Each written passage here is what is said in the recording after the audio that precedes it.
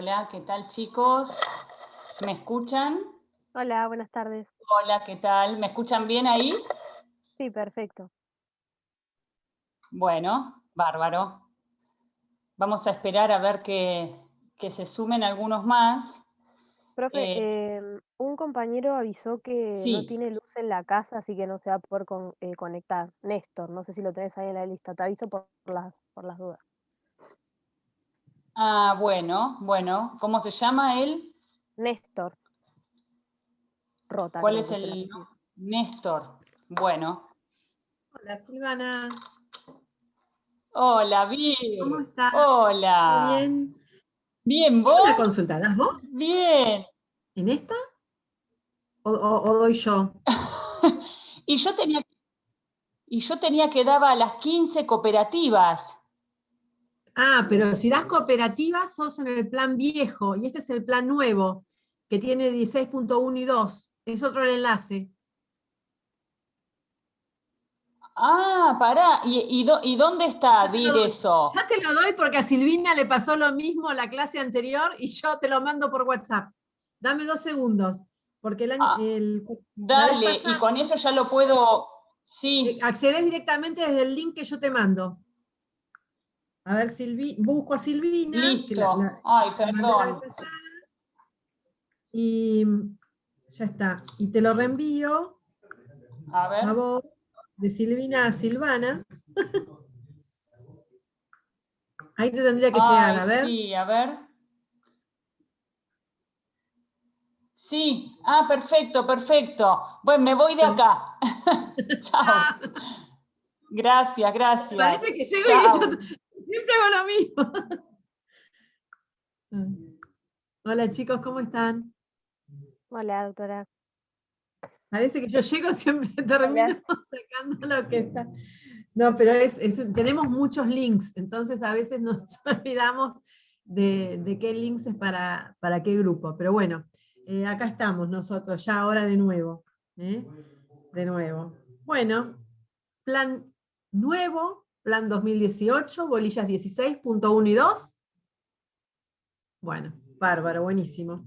Bueno, vamos a empezar entonces, chicos. Vamos a ver, ustedes ya, estamos en la bolilla 16, ya vieron efectos personales la semana pasada. Bueno, Sí, muy bien, muy bien. Y habrán visto cuando vieron efectos personales, una serie de principios que rigen en materia de la eficacia de la falencia, que hay como una creciente patrimonialización de los efectos y una consecuente despersonalización de los mismos. ¿Por qué? Porque otrora había más importantes efectos de tipo personal, como la prisión, la muerte, el romper la banca en el mercado, el llevar determinado hábito, si se estaba quebrado, concursado. Sin embargo, ahora, actualmente, el principal efecto personal es, que lo vieron ustedes en la clase anterior, bolilla 15.5 es el principal inhabilitación. efecto, la Bueno, inhabilitación, exacto. Y que me quedó confundí con como el, principal, el, exactamente, patri- como el patrimonial es el de desapoderamiento, ¿no? el Se me desapoderamiento, mezcla. tal Sí. cual. Por eso mismo nos vamos a dedicar hoy a ver el desapoderamiento, que es el principal efecto patrimonial. Esto nos remonta al artículo 106 en adelante. El artículo 106 nos dice que la sentencia de quiebra importa la aplicación inmediata de las medidas contenidas en esta sección. ¿Qué quiere decir esto? Que la sentencia de quiebra es inmediatamente ejecutiva con eficacia ipso iure. Ipso iure. Y acto seguido, en el artículo 107, nos habla justamente del desapoderamiento, nos introduce ya el tema del desapoderamiento. El 107 nos dice que el fallido queda desapoderado de pleno derecho de sus bienes, de sus bienes. Y ahora vamos a ver la extensión después del desapoderamiento, siguiendo en el análisis del 107. Pero en principio nos marca esto, nos marca esto. Ustedes ya vieron desapoderamiento cuando vimos la primera parte de concurso preventivo y lo describíamos como una serie de limitaciones que sufre el deudor que vamos a ver que en el contexto de un concurso preventivo es concursado, en el contexto de la quiebra es quebrado, fallido. Entonces, son las limitaciones que sufre el deudor en la administración y disposición de los bienes que integran su patrimonio. En la quiebra es pleno, y en el desapoderamiento, y el desapoderamiento concursal preventivo, ¿se acuerdan? Era atenuado. Entonces, ¿qué quiere decir que es pleno? Que pierde directamente la administración y la disposición. ¿Cuál es la finalidad del desapoderamiento acá en el marco de la quiebra que hace que este sea o tenga que ser pleno? Es asegurar la integridad del patrimonio, porque el patrimonio es la prenda común de los acreedores. Está vinculado justamente al carácter universal de la responsabilidad que por las obligaciones asume el deudor. Y en definitiva, el fundamento de este instituto es también la tutela del crédito, porque asegurando la integridad del patrimonio, se logra esto también, la tutela del crédito. Entonces, ¿por qué? Porque a través de, si preservo el patrimonio, se torna viable, porque va a haber patrimonio, viable la ejecución de los bienes y su liquidación para con su producido satisfacer justamente estos créditos. Cuando estas bolillas nos hablan del desapoderamiento, las que vamos a analizar hoy, tengo que renombrar porque estoy con el nombre de mi hija, que lo ha dejado, rename, vamos a poner acá, porque estoy viendo que figuro, denme 2 segundos, porque era que mi hija estaba dando una clase de quiebras, lo cual podría llegar a aterrarla. Desde chiquitita que la llevé a todos lados, a colegio de abogados a todos lados, dijo, algo que no quiero ser es abogado. Así que imagínense. Pero bueno, cosas, en casa de Herrero, cuchillo de palo, como se dice. Pero bueno, ahora les comentaba, y acá me se está conectando la doctora Silvana Di Gregorio, que está teniendo complicaciones para conectarse con el otro grupo. A ver, voy a ver si les logro. No sé cómo voy a poder ayudarla. Si me dan un segundo, voy a tratar a ver si la puedo ayudar para que se conecte. ¿Me dan un segundo, chicos? Un segundo nada más.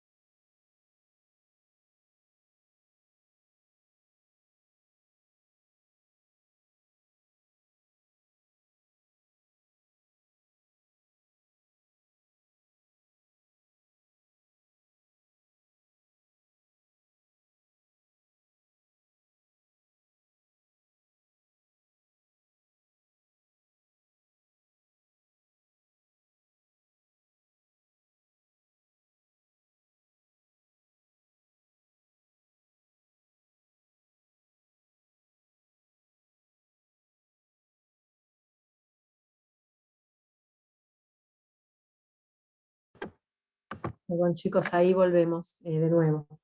A ver si se puede conectar y le puede dar al otro grupo. Perdón, ahora sí. Ahora y de nuevo, ya estamos de nuevo en marcha.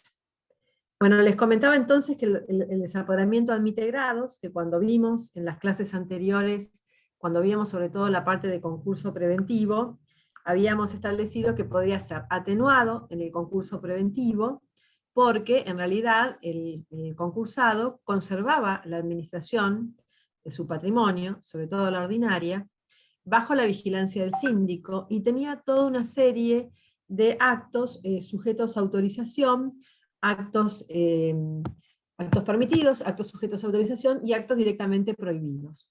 Y ese desapoderamiento, que era atenuado en el concurso preventivo, podía llegar a agravarse en el caso en que incurriera en algunas de las situaciones que sancionaba el artículo 17 la 24.522, es decir, cuando ocultare bienes, cuando no facilitar información, cuando realizar alguno de los actos sujetos a autorización, excediendo la autorización otorgada, o no pidiéndola, o realizar un acto prohibido, toda una serie de conductas que tenían todo un espectro de sanciones posibles, dependiendo la gravedad de la inconducta, la gravedad de la conducta desplegada por el concursado.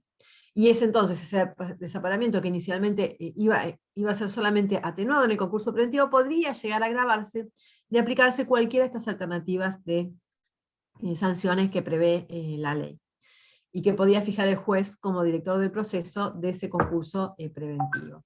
Entonces, un desapoderamiento entonces atenuado, que podía llegar a agravarse también en el marco del concurso preventivo, y distinguíamos también un desapoderamiento atenuado en interés de terceros, que era en el marco del artículo 48, en que el concursado, a pesar de, en la antesala de su quiebra, porque era uno de los sujetos comprendidos en el 48, que categorizaba para el 48, porque no era un pequeño concurso, porque era uno de los sujetos comprendidos, porque es ilimitado el alcance subjetivo del artículo 48, encuadraba entonces, en lugar de decretarse la quiebra, se abría el procedimiento del 48, y ahí administraba en interés de terceros, y además en realidad también de suyo propio, porque en definitiva era una segunda posibilidad, una segunda ronda de obtener esas conformidades, si es que tenía su interés también en el marco del 48. Todo este abanico hasta llegar al máximo, al sumum de los desapoderamientos, que seguramente estaban muy ansiosos de conocer, y que es este pleno de la quiebra. Es decir, perdimos todo. Se me ríe ahí Florencia, no sé si estaban con muchas ganas igual de conocer, pero bueno, es lo que hay, ya lo estamos conociendo, porque llegamos y tenemos la alegría de haber llegado a ver quiebra, ya estamos acá, lo estamos rindiendo, es pleno. ¿Qué quiere decir pleno? Que pierde la administración, y que pierde la disposición, y que pierde el usufructo, y que entonces no es como en el concurso preventivo, que tenían un tasmis muy distinto. Acá todo es pleno, todo es bien marcado, todo es bien extremo. Es pleno entonces en la quiebra. Y este desapoderamiento, que decimos que es pleno en la quiebra, no requiere exteriorización ni materialización alguna. Es decir, es un efecto implícito en la sentencia de quiebra. No va a decir la sentencia de quiebra, menganito de tal queda de pleno derecho desapoderado de sus bienes. No, la sentencia de quiebra va a tener el contenido que marca el artículo 88, pero implícitamente esto ocurre desde la sentencia de quiebra, y se aplica de forma inmediata este efecto. Ya lo dice el 106. Opera de pleno derecho, ipso iure, desde el dictado mismo de la sentencia de quiebra, sin necesidad de que la misma se encuentre firme o consentida. Está implícito, y está sujeto o ligado a que la quiebra subsista o perviva como instituto y como proceso. Si después, por ejemplo, aunque se hubiera declarado la quiebra es convertida en un concurso preventivo, comienza siendo pleno, consecuencia de la sentencia de quiebra, y cuando después se admite la conversión, se transforma en uno atenuado propio del concurso preventivo. O si después la quiebra desiste, por cualquiera de los supuestos en que la quiebra, digamos, se concluye, por cualquiera de los supuestos, por ejemplo, porque desiste el deudor, o desiste, en realidad acá no habría todavía desapoderamiento, porque con el deudor sería distinto, pero si concluye por algún medio, bueno, también concluye, porque es un efecto que está vinculado a que subsista la quiebra. Subsista la quiebra. Recordemos que cuando hablamos de que está desapoderado, no quiere decir que el fallido ha sido desapropiado, porque no pierde por el desapoderamiento la propiedad. La propiedad la conserva, la propiedad solamente la va a perder al momento de la venta forzada. Lo que más bien pierde es el poder de administración y disposición, pero sigue siendo propietario, el fallido sigue siendo propietario. A tal punto que si concluye antes la quiebra, por alguna de las alternativas que marca la ley, por ejemplo, por haber llegado a un avenimiento, por haber llegado a otra de las posibles modos de conclusión, también en ese caso caería el desapoderamiento, y si no se han liquidado todavía determinados bienes o no se ha liquidado ninguno de esos bienes, entonces va a recuperarlos, no se van a finalmente liquidar si la quiebra concluye. ¿Se comprende? Decíamos que ese desapoderamiento es tan pleno, y remarcábamos esto, de que retiene la propiedad, retiene no solamente la propiedad, sino la posesión, el ánimo de dueño con relación a esos bienes. Lo único que pasa a manos del síndico, lo único que pasa a manos del síndico es la tenencia, es el corpus, pero el ánimo de dueño lo conserva el quebrado, lo conserva el fallido. Lo único que pasa entonces a manos del síndico, esto es importante que lo recuerden, es simplemente la tenencia. El síndico pasa a ser entonces un simple tenedor de los bienes, porque obviamente reconocen otro la propiedad, la reconocen el propio fallido quebrado. Ahora bien, ¿quién va a liquidar? ¿Lo va a liquidar esto? Digamos, distingamos, hay que distinguir. Decimos que pierde la administración y pierde la disposición. ¿Y en manos de quién pasan? La administración pasa obviamente a manos del síndico. Pasa a manos del síndico. Para todo lo que resultan actos extraordinarios, el síndico debe requerir obviamente la autorización judicial previa. Y todo lo referente a los actos de disposición estarán a cargo del juez concursal. Es decir, va a ser el juez concursal quien, con participación de la sindicatura, va a decidir la liquidación de esos bienes. Va a decidir la liquidación de esos bienes conforme al artículo 109, párrafo primero de la ley. Y vamos a ver que el alcance patrimonial de los concursos, es decir, en cuanto a qué bienes van a estar alcanzados por el desapoderamiento de esta quiebra, tienen limitaciones, que son de distinto orden. Pueden ser cuantitativas, cualitativas o temporales. Esto lo vamos a ver bien claro cuando analicemos el propio artículo 107 y el propio artículo 108. Primero, antes de empezar entonces a analizar propiamente estos artículos. Si decimos que si bien el desapoderamiento es pleno, hay limitaciones, es decir, hay bienes que por su calidad o bienes que por una razón temporal no resultan alcanzados, quiere decir esto que va a haber bienes excluidos, que no es un efecto absoluto del desapoderamiento, que va a haber bienes excluidos. Y eso es lo que también vamos a analizar el día de hoy. Entonces, lo primero que tenemos que analizar es a qué bienes alcanza el desapoderamiento. Primero, es decir, ¿cuáles son los bienes que resultan alcanzados por el desapoderamiento? Lo que se denomina extensión del desapoderamiento. ¿Cuál es la extensión del desapoderamiento? Y cuando hablamos de extensión, tenemos que ir al propio artículo 107. Recuerden ustedes que el 107, se los voy a leer aquí.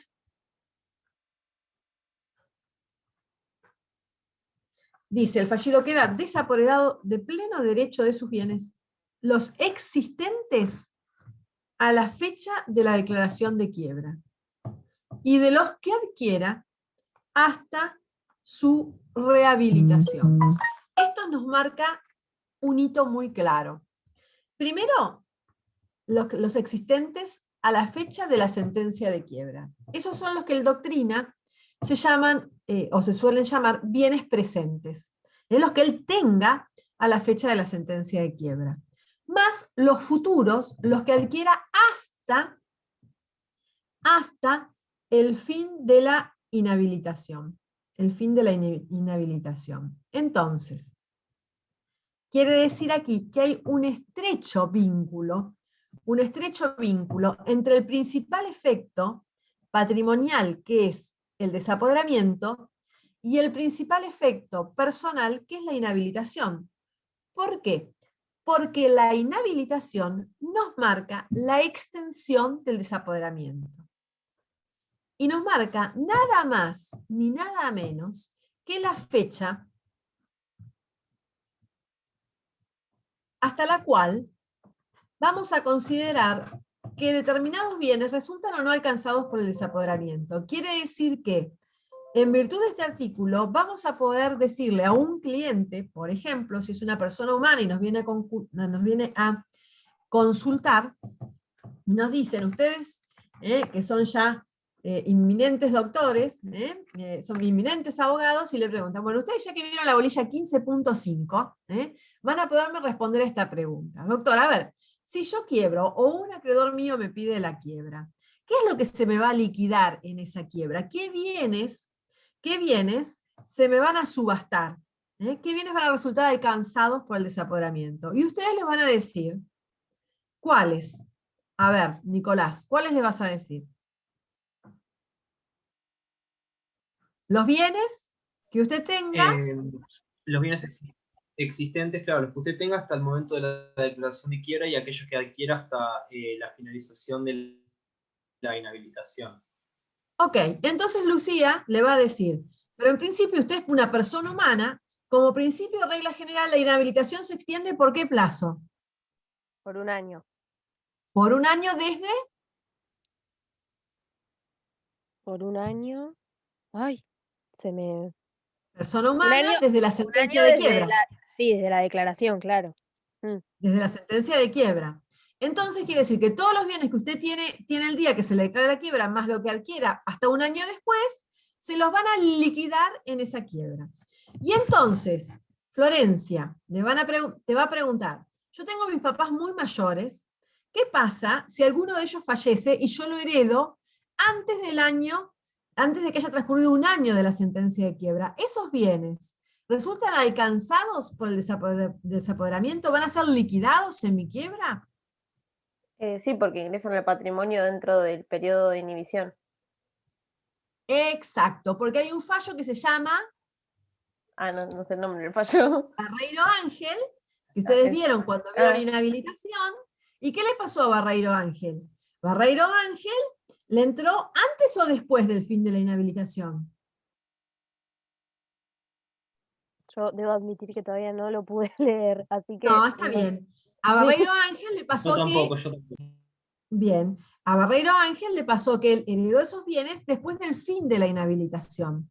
Entonces, los Sí, bienes entonces que heredó de su padre y de su madre resultaron alcanzados por el desapoderamiento, resultaron liquidados en su quiebra finalmente luego Barreiro Ángel, como era muy reciente, su quiebra a la reforma de la ley en el año 95, como que no estaba muy claro cómo operaba, si operaba en forma automática, el fin de la inhabilitación, o era petición mediante un trámite, mediante un incidente de rehabilitación, no estaba muy claro. Ahora esto está superado.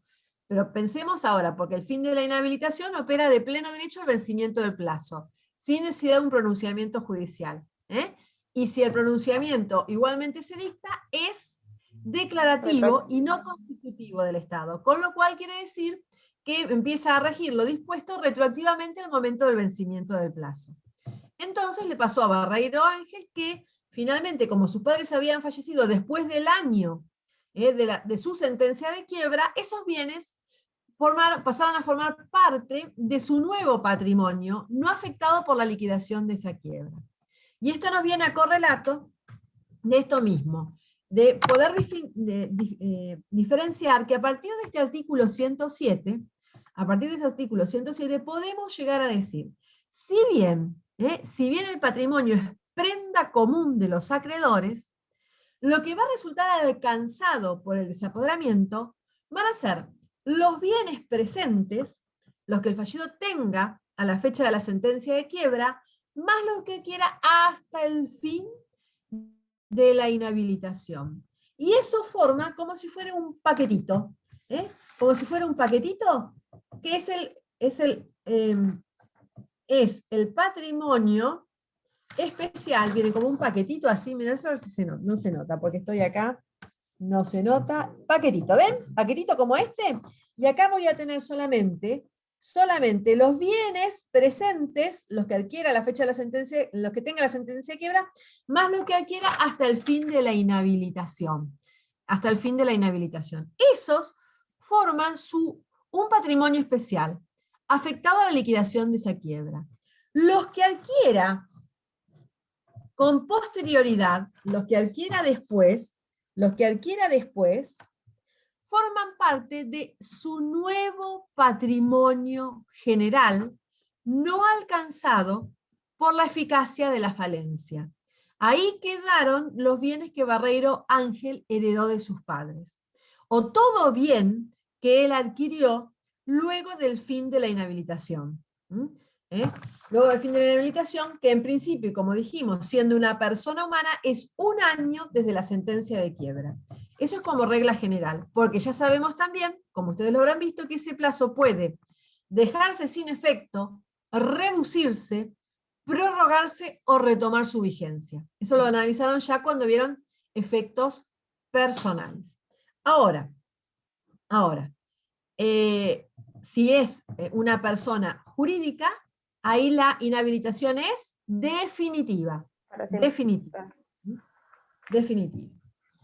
Decíamos que esta es como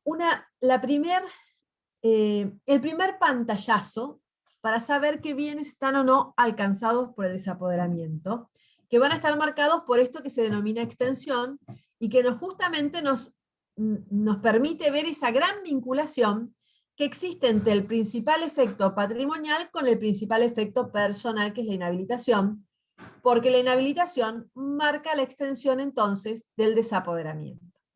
¿Esto es lo único a lo que debemos prestar atención? No. ¿Por qué? Porque hay otro tipo de excepciones,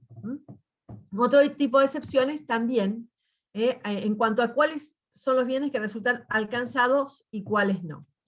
Aun cuando se trate de un bien que está alcanzado en principio por el desapoderamiento, que estaría en principio en este patrimonio especial afectado a la liquidación de esta quiebra, porque existía ese bien en el patrimonio del deudor a la sentencia de quiebra, o porque lo adquirió antes del fin de la inhabilitación, hay determinados bienes que igualmente escapan al desapoderamiento, porque están excluidos expresamente por la ley. Esos bienes que están excluidos expresamente por la ley están marcados o individualizados en el artículo 108 de la misma. Hasta acá entonces, el 107 nos marca la extensión, los alcanzados, y el 108 nos dice, de estos que dije hasta alcanzado, menos estos que están aquí en este artículo 108. En este artículo 108. Entonces vamos a ir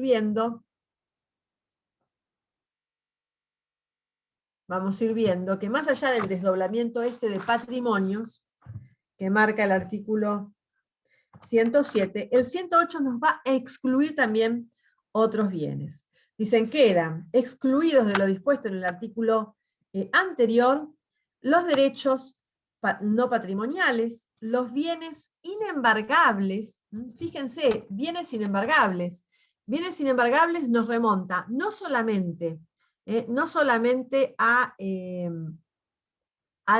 patrimonio, no solamente al código procesal en cuanto a cuáles son los bienes inembargables, sino hay toda una amplia variedad de bienes inembargables previstos por leyes especiales, o inclusive por el propio Código Civil, civil y comercial. Ustedes recordarán, antes se hablaba de bien de familia, y se los comento con la anterior denominación porque ustedes lo asocian de una forma más fácil cuando se habla de bien de familia, que ahora en la redacción del nuevo código, esa terminología, esa denominación fue abandonada, y se habla de régimen de vivienda. Pero si el inmueble está afectado al régimen de vivienda, ustedes saben que va a ser importante considerar cuál ha sido la fecha de afectación, es decir, la fecha en que el bien ha quedado registrado como afectado a ese régimen, pero que en principio el bien afectado al régimen de vivienda, que era el otrora bien de familia, queda excluido por el desapoderamiento. Queda excluido. Luego tenemos otros bienes también que son inembargables, y fíjense lo que pasa con los sueldos, salarios y remuneraciones, o igualmente con las indemnizaciones derivadas del derecho del trabajo. En ese aspecto, en la materia, hay un decreto en particular que es el aplicable, que es el mismo que se aplica cuando se habla de embargos de sueldos, salarios y remuneraciones. No sé si ustedes alguno tiene experiencia de haber trabajado en algún estudio con anterioridad, alguna experiencia de hacer algo de procuración, o en algún estudio contable, o algo, ¿no? Es el decreto 484 del 87, y este decreto prevé un sistema bastante simple. Hasta el equivalente al salario mínimo vital y móvil, que en este momento está, para el mes de mayo está en 24.000, no me acuerdo si es 24.048 pesos, o 24.408, o 24.480, pero en 24.000 está, está. Mi hijo, que está acá haciendo un Zoom de la universidad, pero de ingeniería, nada que ver con lo mío, pero escucha y se ríe porque no me acuerdo los números, pero hasta la concurrencia del valor del salario mínimo vital y móvil, los sueldos, salarios y remuneraciones son inembargables. Inembargables. Si supera el salario mínimo vital y móvil, pero no lo duplica, es decir, es más de 24 pero menos de 48.000 y moneda, y no lo duplica, solamente va a ser embargable lo que excediera el salario mínimo vital y móvil y hasta un 10%. Imaginemos que en lugar de cobrar, por ejemplo, cobrar 24.000, cobrara 40.000, 50.000 pesos. Si fueran, por ejemplo, 50.000 pesos, lo que excede son 26. Sobre lo que excede, a ver, 40.000 justo duplica. No, vamos a hacer un poco más bajo. Imaginemos, ¿no?, que cobrara 30. Lo que excede son 6.000. Sobre lo que excede solamente sería alcanzable por el desapoderamiento el 10%. Ahora, si es más que el doble del salario mínimo vital y móvil, en lo que excede el salario mínimo vital y móvil, es embargable ese sueldo, salario y remuneración hasta el 20%. Hasta el 20%. Es decir, y acá vamos a vincular con otro de los temas que vieron ustedes la semana pasada, que fíjense que el fallido conserva la facultad de desarrollar tareas artesanales, profesionales y en relación de dependencia en la medida que lo prevé, que lo habiliten, sobre todo las tareas profesionales, que lo habiliten los respectivos ordenamientos, pero él puede realizar o puede emplearse en relación de dependencia, pero con las limitaciones de los artículos 107 y 108, es decir, que va a tener que parte de sus ingresos se van a ver alcanzados por el desapoderamiento. ¿En qué? En la proporción de este decreto. Es decir, si el fallido, para garantizarse su subsistencia o la de su familia, decidiera, estando vigente la inhabilitación, desarrollarse en tareas en relación de dependencia, si fuera así, que realizará tareas en relación de dependencia, va a resultar alcanzado por el desapoderamiento solamente si su sueldo superara el salario mínimo vital y móvil. Si lo supera, pero no lo duplica, hasta un 10%. Y si lo supera y lo duplica, hasta un 20%. El resto será, no resulta alcanzado por su desapoderamiento. Una vez que transcurra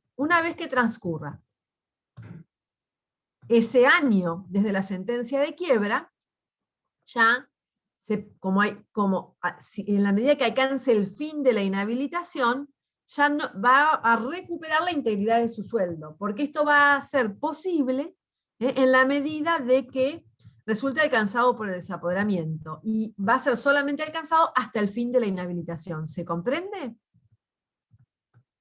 Sí, sí.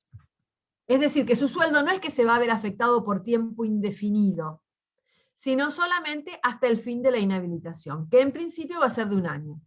Ahora, si se prorrogara o retomara su vigencia, se estará a lo que el juez disponga en el caso en concreto. Ahora estamos hablando como de una generalización. Esto entonces, vemos que acá hay una limitación también cuantitativa, además de la limitación temporal. Es decir, no el 100% de su sueldo resulta alcanzado por el desapoderamiento, a pesar de que ingresa en su patrimonio antes del fin de la inhabilitación. Hay una limitación cuantitativa. Más allá de la limitación temporal, de que va a ser hasta el fin de la inhabilitación y no después de eso. ¿Se comprende? Muy bien.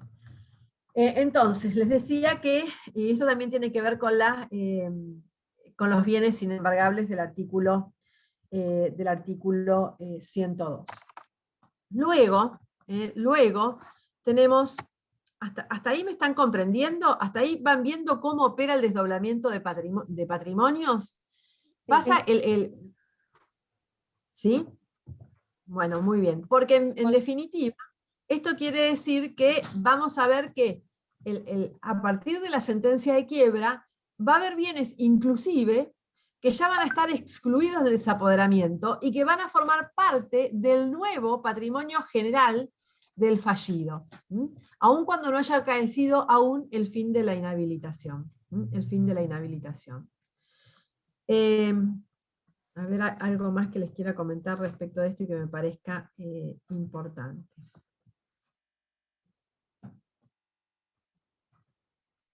Denme un segundito que vamos a ir viendo.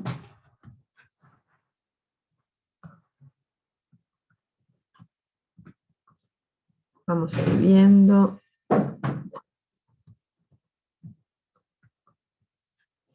Para los bienes inembargables, el Código Procesal Civil y Comercial, ustedes se acuerdan que, no sé si lo recordarán, pero se los recuerdo, habla en el artículo 219, del hecho cotidiano del deudor, de su mujer y hijos, de las ropas y muebles de su indispensable uso, los instrumentos necesarios para la profesión, arte u oficio que ejerza, inclusive los sepulcros, o los demás bienes exceptuados de embargo por ley. Y después ya lo que mencionábamos respecto del régimen de vivienda. El inciso tercero quedó conforme el viejo código, pero el nuevo régimen de responsabilidad parental del 697 del nuevo Código Civil y Comercial dice que la renta de los bienes de los hijos pertenecen a ellos, con lo cual el usufructo de los bienes de los hijos menores de fallido, esto ha sido derogado, porque ha sido desplazado, ha sido modificado el nuevo régimen. Primero que el nuevo código ya no habla de patria potestad, sino habla más bien de responsabilidad parental. Y el nuevo régimen de responsabilidad parental pone la renta de los bienes de los hijos en cabeza de estos mismos, es decir, pertenece a los mismos hijos, no ya a sus padres. Con lo cual, este artículo, el inciso tercero, ha sido derogado por el Código Civil y Comercial en su redacción actual. Con relación a la administración de los bienes propios del cónyuge, cada cónyuge sabemos que tiene la libre administración de sus bienes propios y de los gananciales de su administración reservada, con las limitaciones, obviamente, respecto de los gananciales de su administración reservada, que necesita el asentimiento conyugal para la realización de determinados actos. Todo esto en la medida de que porque ahora con el nuevo código no solamente está la posibilidad de optar por un régimen de comunidad o ganancial, sino también podrían optar por la separación de patrimonios, en cuyo caso ni siquiera nos encontraríamos en una situación que analizar, porque si optaron por la separación de su patrimonio, cada uno con sus caminitos por separado, su patrimonio por separado, no estaríamos ni hablando de este inciso. Pero si hubieran optado, si fueran de los viejos casorios o fueran de la vieja escuela y optaran por el régimen de comunidad, tengan en cuenta que para que se dé este caso muy excepcional de que uno de los cónyuges pueda administrar los bienes propios del otro, es necesario que exista un mandato ya sea expreso o tácito.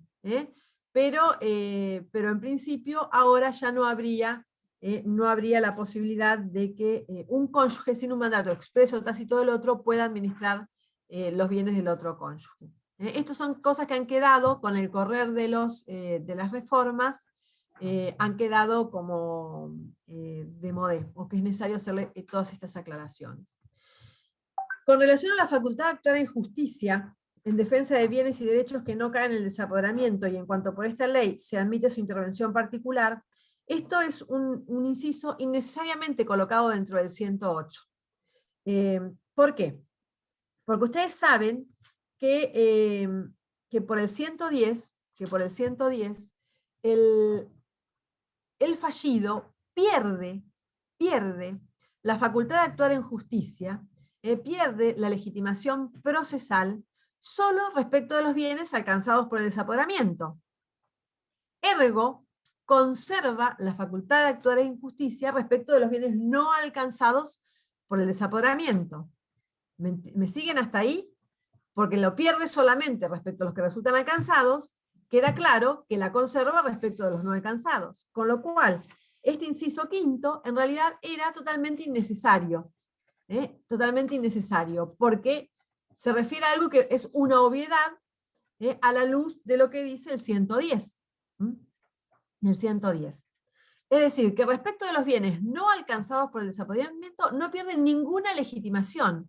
No pierde la administración, no pierde la disposición, no pierde la legitimación procesal, no pierde absolutamente nada. No pierde absolutamente nada. Porque se trata de bienes excluidos. De bienes excluidos. También las indemnizaciones que corresponden al fallido por daños materiales o morales a su persona. Esto está a todas luces, claro, porque nunca fue un patrimonio que tuvieran en vista ni los acreedores al contratar con el fallido. Imagínense la situación. Entonces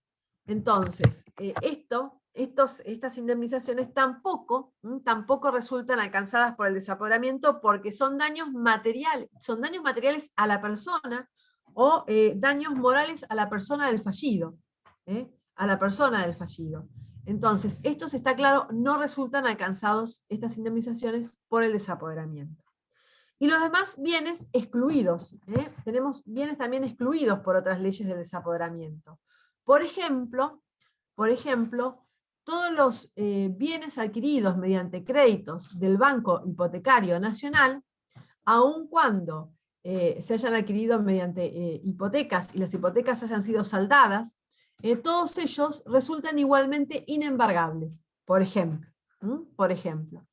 Igualmente hay otro tipo vamos a encontrar otro tipo de normativas también, hay muchas que prevén la embargabilidad de determinados bienes, estos también resultarían también excluidos de desapoderamiento si hay una ley que los considera embargables. El ejemplo del Banco Hipotecario Nacional, en una época hubo muchos créditos otorgados por ese banco, sobre todo en escrituras muy viejas, figura ya que hay ¿ustedes alguna vez vieron un informe de dominio? Me parece que no. ¿No? No, me parece que no. Yo sí. No ¿Sí? me acuerdo mucho, pero sí vi. Bueno, un informe de dominio, para que ustedes tengan una idea, tiene como distintas columnitas. Ahora, justo se me ocurrió preguntar, pero no es que lo tenga tan... Pero tiene mi marido, abogado, y del otro lado de la mesa, porque tengo a todos acá, es como que están todos escuchando la clase. Me dice que tiene 5 columnas. Primero, la primera columna son los de los titulares. Los de los titulares. Entonces, va a decir, Nicolás Oliver, 1/3. Florencia Ramallo, 1/3, Lucía Facetti, 1/3. La primera columna, no va a decir 1/3, primero va a decir ustedes. Nicolás Oliver, Florencia Ramallo, Lucía Facetti, van a decir DNI tanto, casados, vecinos de la ciudad de Mar del Plata, por escritura, ante la escritura del escribano tal.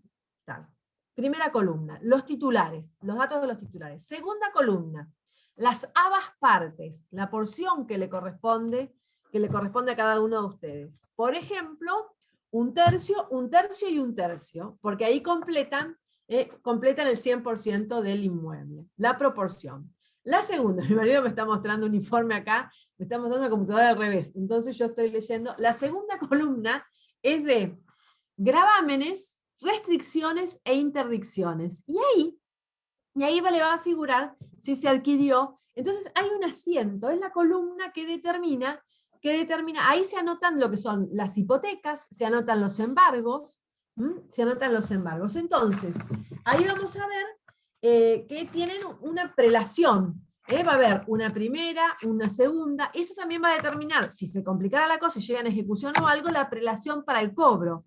Porque prior intempore, potior in iure. El primero que se asienta, se registra, es el que primero cobra después cuando hay que distribuir el producido. Entonces ahí va a figurar si hay una hipoteca del banco hipotecario. Por más que en la cuarta columna, que dice cancelaciones, esa hipoteca pueda figurar cancelada, porque se pone a 101, hipoteca, a 102, embargo, a 103, segundo embargo. Entonces, en la columna cuarta va a decir cancelación hipoteca a 101, ¿no? O puede decir levantamiento embargo a 102, ¿no? Pero ya hay figura que se adquirió con un crédito del Banco Hipotecario Nacional, por ejemplo. Y la quinta columna son las certificaciones, el número, fecha y motivo por el cual se pidió una certificación, porque se piden los certificados, los escribanos, cuando piden los certificados para proceder a la venta que bloquean el dominio. Entonces, primera columna, titulares. Segunda columna, proporción en que cada uno de esos titulares es propietario. Tercera columna, gravámenes, restricciones e interdicciones. Cuarta columna, cancelaciones. Quinta columna, certificaciones. Entonces, si ya nos consta entonces que fue adquirido por el Banco Hipotecario Nacional, aun cuando en la cuarta columna me figure cancelada esa hipoteca, ello ya lo torna de por sí al bien inembargable. Inembargable. A ver, si hay algo más en cuanto a... Doctora, tengo dos preguntas. Bueno. Una, lo de las indemnizaciones laborales también lo incluye ese decreto que estábamos hablando, ¿no? El que hablamos. Exactamente. Sí. El 484 del 87. Ese ¿Y es decreto los que es el mismos porcentajes? Exactamente, Bien. lo mismo, los mismos porcentajes. Ya ahora se los voy a leer, miren, para que a ustedes les quede bien en claro. Si ustedes me dan un segundo, se los leo.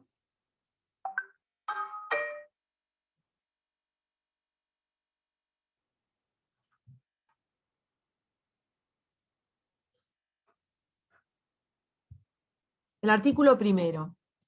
Las remuneraciones devengadas por los trabajadores en cada periodo mensual, así como cada cuota del sueldo anual complementario, son inembargables hasta la suma equivalente al importe mensual del salario mínimo vital y móvil, fijado de conformidad con lo dispuesto en los artículos 116 y siguientes del régimen de contrato de trabajo. Las remuneraciones superiores a ese importe serán inembargables en la siguiente proporción. Remuneraciones no superiores al doble del salario mínimo vital y móvil mensual hasta el 10% del importe que excediere este último. Retribuciones superiores al doble del salario mínimo vital mensual hasta el 20%. Y después, déjenme, porque acá tengo más arriba, el 284, porque también lo dice respecto de las... Déjenme... Un segundo, que lo tengo.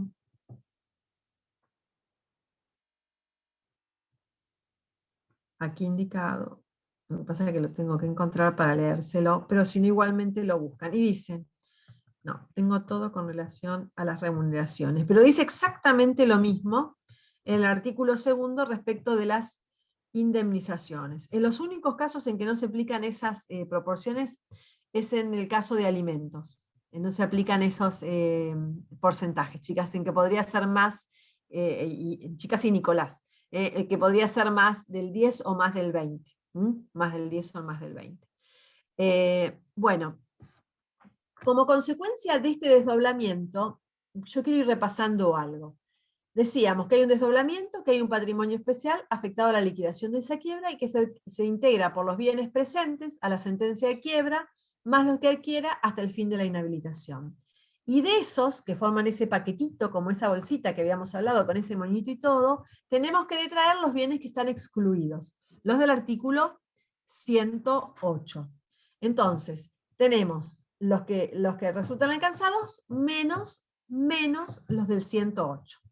Y después tenemos un nuevo patrimonio general, que importa ese, ustedes fíjense que cuando hablamos de alguno de los fines de la quiebra, hablábamos que también la quiebra tiene un fin principal, que es el fin liquidativo, pero tiene otros fines más. Y otro de estos fines también es permitir la reinserción en el mercado del fallido y un fresh start, un empezar de nuevo, como un resetear todo, un empezar de nuevo, y esto es justamente de la mano de que a partir del fin de la inhabilitación, él comienza a tener un nuevo patrimonio general que es ajeno a la eficacia de la falencia, ajeno a la liquidación de esa quiebra, y que se integra por los bienes que adquiera desde el fin de la inhabilitación en adelante, más los excluidos por los excluidos del desapoderamiento que acabamos de ver, Pero a su vez,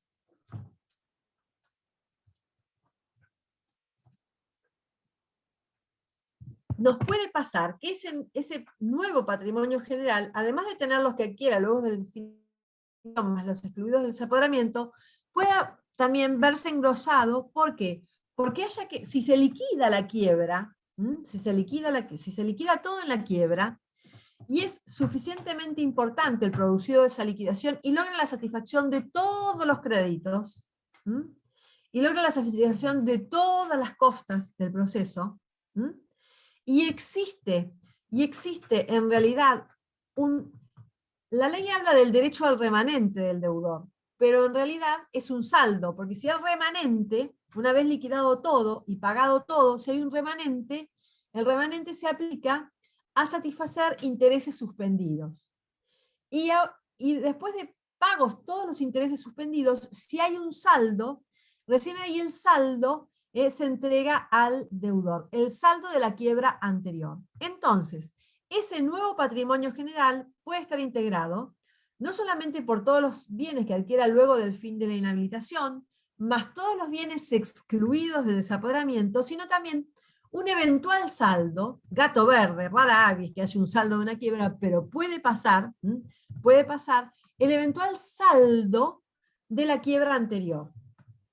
Porque como no fue desapropiado, sino fue meramente desapoderado, el deudor tiene derecho al saldo. Tiene derecho al saldo. Entonces, ahí tenemos bien en claro cómo se integra el nuevo patrimonio general. Y ustedes me van a preguntar, ¿y el patrimonio especial, más allá de los bienes alcanzados o no alcanzados por el desapoderamiento, si le quito los del 108, ¿es lo único que hay que mencionar? ¿O puede haber algún otro bien que finalmente integre ese patrimonio especial alcanzado por la liquidación de esa quiebra? Y vamos a ver que sí. Vamos a ver que sí. Que pueden haber otros bienes. Y esos otros bienes pueden ser los bienes que ingresen como consecuencia de que ha prosperado una acción de ineficacia de los artículos 118, una acción de ineficacia de pleno derecho o por conocimiento de pleno derecho, o las del 119 por conocimiento del estado de excepción de pagos, es decir, cualquiera de los del 118, 119 a 123 de la ley. Si prospera una acción de ineficacia y un acto declarado ineficaz, ese bien pasa a la liquidación de esa quiebra, y el producido de ese bien forma parte también de ese patrimonio especial alcanzado por el desapoderamiento y que se va a liquidar y que se va a distribuir entre los acreedores, ¿no? ¿Y hay algo más que puede ingresar, además de bienes como consecuencia de haber prosperado acciones de ineficacia? Y sí, también puede alcanzar las indemnizaciones que correspondan integrar a los representantes, administradores, mandatarios o gestores de negocio del fallido que dolosamente hubieran producido, permitido, agravado o facilitado la situación patrimonial del deudor o su insolvencia. Esto es lo del artículo 173, las acciones de responsabilidad. Si prospera una acción de responsabilidad e ingresa como consecuencia, o se paga como consecuencia de esa acción de responsabilidad una indemnización, esa indemnización pasa a engrosar ese patrimonio especial alcanzado por la liquidación de esa quiebra. Ahí está, ¿ahí se comprende? Muy bien.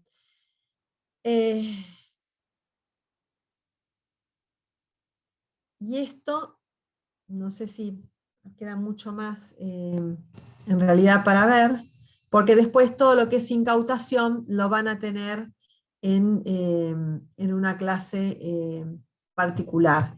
La legitimación del fallido, que creo que es importante y entra dentro del bloque de cosas que tenemos que ver también acá. Fíjense, ¿qué dice? Vamos a hablar primero del 109 para después pasar al 110. El síndico tiene la administración de los bienes y participa de su disposición en la medida fijada por esta ley. Esto refuerza lo que les decía antes, que los bienes tienen que ser entregados al síndico,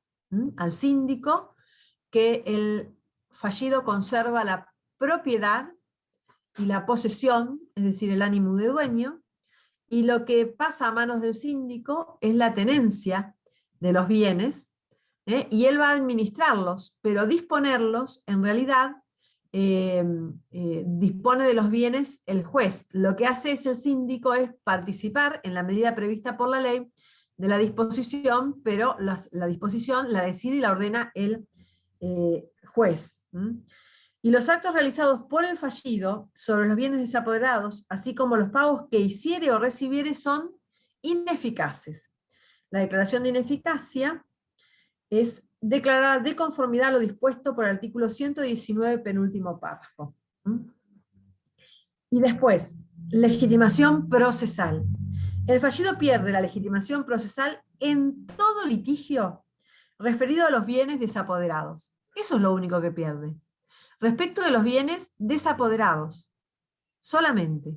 Quiere decir que la conserva respecto de los no alcanzados por el desapoderamiento. Por eso decíamos que era innecesario incluir esto en el inciso quinto del 108. Debiendo actuar en ellos el síndico.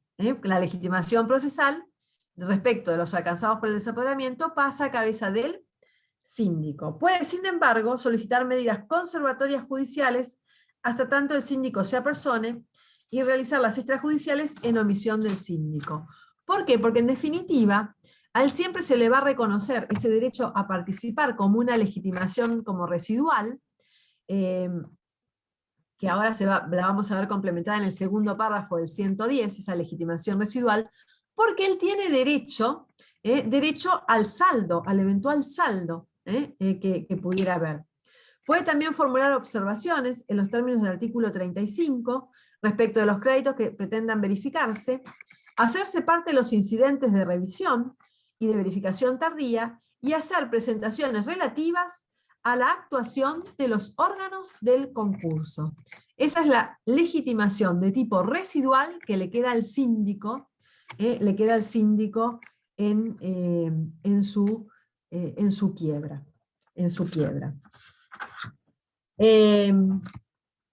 Luego, yo no sé si quieren, igualmente ya esto está bastante extenso. ¿Ustedes vieron inhabilitación? ¿Vieron inhabilitación la semana pasada o la vieron a través de un video?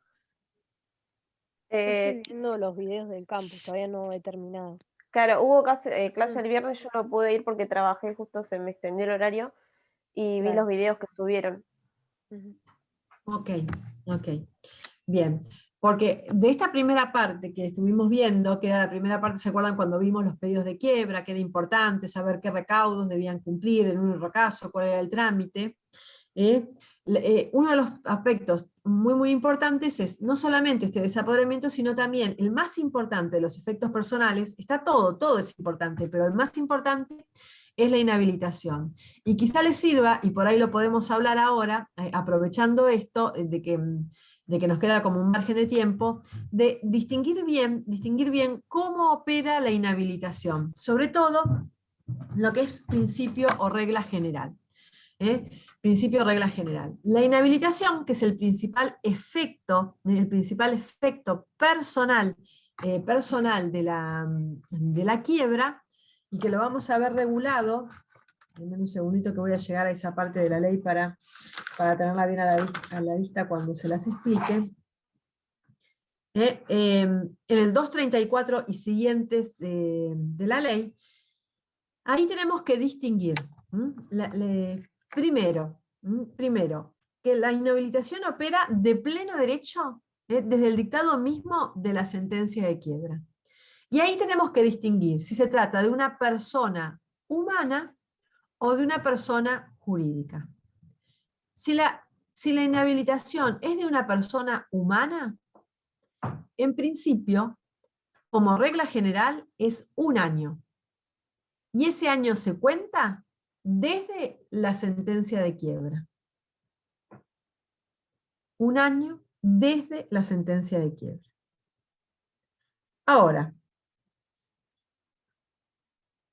decimos que es en principio porque puede dejarse sin efecto, reducirse, retomar su vigencia o prorrogarse. Después las excepciones la ven, eso no es complejo. Ahora, la de la persona jurídica es definitiva, salvo conversión o conclusión de la quiebra. La conversión del artículo 90, que no sé si ya ustedes la hayan visto o no. Artículo 90, la conversión. Es lo de la bolilla 14, ¿no? Sí. Exacto. Sí. Que la conversión, ¿qué quiere decir que es la conversión? Que ya declarada la quiebra, el propio fallido pide que esa quiebra se convierta en concurso preventivo. Entonces la quiebra concluye. La quiebra concluye. Y lo que vamos a tener entonces es un concurso preventivo. Entonces en realidad también es un modo más de conclusión, más allá de los previstos para conclusión de la quiebra. Recuerden también esto, que cuando esta quiebra concluye la misma con todos sus efectos, y lo que tenemos ahora tramitando es un concurso preventivo. Y si después el concursado, por el motivo que fuera, incumple alguna de las cargas propias que tiene que cumplir el concursado en el marco del concurso preventivo, por ejemplo, no publica los edictos, o cumple alguna de las otras cargas que le impone el trámite del concurso preventivo al deudor, y se lo tiene por desistido, ahí la doctrina dice que no existen lázaros concursales, que por más que el concurso preventivo haya concluido, no renace o no resucita la quiebra anterior. Porque había algunos que decían, lo que acá tenemos es un pedido de conversión, y si después, convertido el trámite, se desiste del mismo, cuando desiste del pedido de conversión, con lo cual volvemos, renace o resucita la quiebra. Y no. Acá dicen, no existen, la conclusión, la mayoría dicen, no existen lázaros concursales. Lázaro, que era un personaje bíblico que resucitaba. Entonces acá no resucita, la quiebra no resucita. Por más que ese concurso preventivo posterior, en que se convirtió esa quiebra, haya sido desistido o concluido. Ahora bien, entonces decimos que en el caso de personas jurídicas, la inhabilitación es definitiva, salvo conversión del artículo 90 o clausura. O conclusión de la quiebra. Conversión o conclusión, sabiendo que la conversión es también un modo de conclusión. Punto. Ahora, en el caso de las personas jurídicas, la inhabilitación se extiende a los integrantes del órgano de administración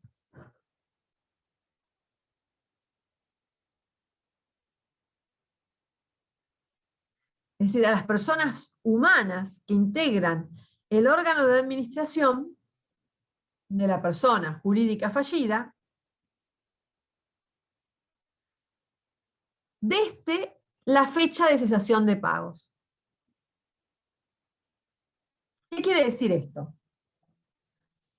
Que las personas humanas que integren el órgano de administración de la fallida, mientras que la misma estuvo en estado de cesión de pagos, van a resultar también inhabilitadas. Pero como son personas humanas, respecto a las personas humanas, la inhabilitación no es definitiva. Es, en principio, también de 1 año. De 1 año. Pero ¿desde cuándo se computa ese año? Si se trata de las personas humanas que estaban integrando el órgano de administración a la fecha de la sentencia de quiebra, como sabemos cuáles son, es muy fácil. El año se va a contar desde la sentencia de quiebra. También para las personas humanas que integren el órgano de administración de la persona jurídica fallida. ¿Se comprende? Sí. Ahora, hay otras, puede haber otras, puede haber, porque puede ser que siempre hayan sido los mismos, por ejemplo, que fuera una persona jurídica familiar, una empresa familiar, y siempre fue el abuelo y el hijo mayor, ¿no? Integrante del órgano de administración. Y años, y años, y años, y años. Entonces son los mismos, mientras que estuvo en esta asociación de pagos, más los que estuvieron en la sentencia de quiebra. Entonces, ya está. Muy simple. Para todos, porque son los mismos, se cuenta 1 año de la sentencia de quiebra en adelante, punto. Se terminó. Porque no fueron cambiando la integración del órgano de administración. ¿Cuándo vamos a saber quiénes resultan alcanzados o no por esta inhabilitación? ¿A quiénes se les extiende o no? Cuando recién en el trámite de la quiebra tengamos establecido y firme la fecha inicial del estado de cesión de pagos, que se hace por un incidente específico del artículo 117. Cuando en el marco de esa quiebra tengamos que el juez ya haya determinado tal día, entiendo que la sociedad, que es la fecha inicial del estado de cesión de pagos, porque ocurrió un hecho de tal entidad que exteriorizan que a partir del momento ese estaba la misma en estado de cesión de pagos, por ejemplo, el primer día que dejó de pagar la hipoteca, que pesaba sobre la fábrica, bueno, o el día que se cerró todo el 20 de marzo del 2020 por el COVID y era un hotel y nunca volvió a abrir, y resultó para él la catombe que devino en la quiebra, por ejemplo, y dice, la fecha inicial fue tal día. Entonces, ese día nos va a permitir ver, bueno, desde este día hasta la sentencia de quiebra, ¿quiénes fueron los sucesivos integrantes del órgano de administración? Y ahí veremos si hay alguno distinto de los que estaban a la fecha de la sentencia de quiebra. Ya les digo, si son los mismos, ningún problema, porque se computan 1 año de la sentencia de quiebra. Si son otros, respecto de esos otros, el año se va a computar, van a resultar alcanzados, se le va a extender la inhabilitación, pero el año se va a computar desde que quedó firme la fecha inicial del estado de cesión de pagos. Porque antes no sabíamos ni quiénes resultaban alcanzados. Ahí sí, ya sabemos quiénes son, y respecto de ellos, a partir de ese entonces se computa el plazo de 1 año. Y ustedes me dirán, porque además lo dice acá el mismo artículo, respecto de esto no hay límite de retroacción. Ustedes saben que el límite de retroacción a los efectos de las acciones de ineficacia son 2 años anteriores a la sentencia de quiebra, o presentación en concurso preventivo si lo hubiere precedido. El límite de retroacción máximo, porque hay casos en que no vamos 2 años para atrás para las acciones de ineficacia.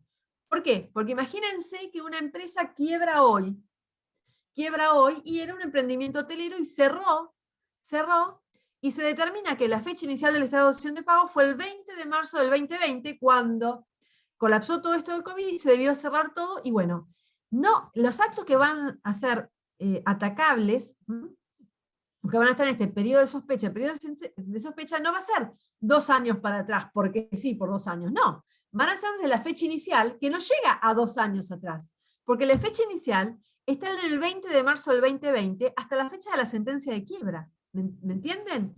Ese es el límite de retroacción máximo. Pero puede ser no llegar a 2 años para atrás si la fecha inicial del estado de cesión de pagos es más próxima a la sentencia de quiebra y no más allá de los 2 años, es menor a los 2 años. ¿Me comprenden? ¿Me comprenden? Pero los efectos de determinar quiénes resultan alcanzados, si se determina que la fecha inicial del estado de situación de pagos para esa sociedad, por ejemplo, fue hace 4 o 5 años para atrás, e iré y veré cuáles fueron todos los integrantes del órgano de administración desde esa fecha en adelante, 5 o 6 años para atrás. Porque ese límite de retroacción de 2 años solamente es aplicable para las acciones de ineficacia. Por ejemplo, no es aplicable en materia de inhabilitación y de sujetos alcanzados por la inhabilitación de la persona jurídica fallida. ¿Se comprende? Entonces, porque quizás me mezclo, ¿no? Entonces va a suceder, si hubo muchos que fueron sucediéndose, muchos integrantes del órgano, puede ser que De administración. vayan terminando periodos de inhibición, o sea, los que estuvieron primero, ese periodo de 1 año va a terminar antes que los del después y así sucesivamente. ¿O me estoy confundiendo? Literal, así, tal Sí. cual. Ah, bueno, Porque los que bien. estaban en funciones a la sentencia de quiebra ya conocemos quiénes son. Y en el año se cuenta desde la sentencia de quiebra. Respecto de los otros que no estaban en funciones, tenemos que esperar que llegue al final el incidente del 117. Que se fije la fecha inicial del estado de situación de pagos y que quede firme. Cuando queda firme, ahí sí, agarro la fecha y agarro los libros de actas y veo, a ver, en los libros de la fallida, a ver, ¿siempre fueron los mismos o hubo distintos integrantes? Si hubo distintos integrantes, a ver, aquí, respecto de estos, resultan alcanzados por la inhabilitación, pero ese año se computa desde que quedó firme la fecha inicial del estado de situación de pagos. ¿Mm? Entonces, ¿se comprende? No es difícil, pero lleva lo suyo. Lleva lo suyo a entenderlo. Y que tampoco opera el límite de retroacción. Es que esto puede ser 2, 3, 5, 6 años para atrás. Lo que haya quedado para atrás, la fecha inicial del estado de cesación de pagos. Del estado de cesación de pagos. Con relación también a este tema de la inhabilitación, recuerden también qué es lo que importa la inhabilitación, porque a veces no siempre lo recuerdan. Pero el 238 que dice, además de los efectos previstos en esta ley o leyes especiales, acuérdense, porque cuando está inhabilitado no puede ejercer determinadas profesiones, no puede, todo lo que vieron cuando vieron la bolilla 15 de efectos personales. El inhabilitado no puede ejercer el comercio por sí o por interpósita persona, ser administrador, gerente, síndico, liquidador o fundador de sociedades, asociaciones, mutuales y fundaciones. Y tampoco puede integrar sociedades o ser factor o apoderado con facultades generales de ellas. Esto es todo lo que no puedo, porque decir, bueno, a ver, queda inhabilitado, pero ¿qué importa la inhabilitación? Porque hablamos tanto, ¿no? Queda inhabilitado, queda inhabilitado, queda inhabilitado. Más allá de que uno de los aspectos quizá más trascendentes es que la inhabilitación marca el fin del desapoderamiento y lo que resulta liquidado o no, que quizás es la principal preocupación de la persona que lo consulta, de su cliente el día de mañana, o de sus, si están por los acreedores también, a ver qué es lo que resulta alcanzado, a ver si hay algo más que liquidar. Pero más allá de esto, ¿qué es lo que importa? Las cosas que no puede hacer, que están ahí en el 238 y que también es muy, muy importante. Pero manejando inhabilitación, que es el principal efecto personal, y desapoderamiento, además del desapoderamiento hay bastantes más detalles, todos estos se les va a ir subiendo en las clases que tienen y en el material que vayamos subiendo a la cursada. Hasta ahí más o menos como vamos, como un pantallazo general de todo para que les sirva, para ir entendiendo, comprendiendo y avanzando en la materia. ¿Tienen alguna duda, Florencia, Lucía, Nicolás? Por ahora no, buenísimo. No, por el momento.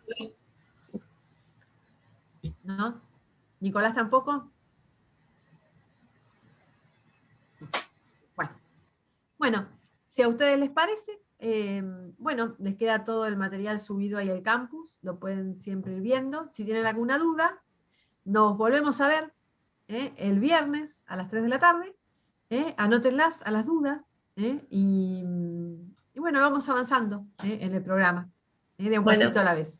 Gracias, doctora. Dale. Muchas gracias. Gracias. Nos vemos. Chao, suerte, cuídense. vemos. Chao, chao.